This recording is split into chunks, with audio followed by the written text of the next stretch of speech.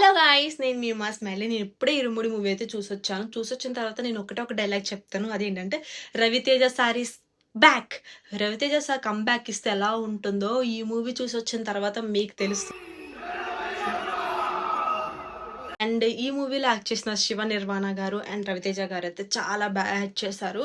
And literally చాలా ఏడిపించేశారు ఈ మూవీలో. అండ్ ఈ మూవీ ఒక అమ్మాయి పేరెంట్గా ఉన్న వాళ్ళు ఈ మూవీ చూస్తే చాలా బాగా కనెక్ట్ అయిపోతారు. ఒక అమ్మాయిని ఎలా పెంచాలనేది కూడా ఈ మూవీలో మీకు లిటరల్లీ అర్థమైపోతుంది. అండ్ పేరెంట్స్ కూడా ఈ మూవీ చూసిన తర్వాత చాలా బాగా ఏడుస్తారు. అండ్ ఫస్ట్ హాఫ్ మొత్తం మనకి ఫాదర్ అండ్ డాక్టర్ బాండింగ్స్ ఉంటాయి అండ్ సస్పెన్సెస్ ఉంటాయి.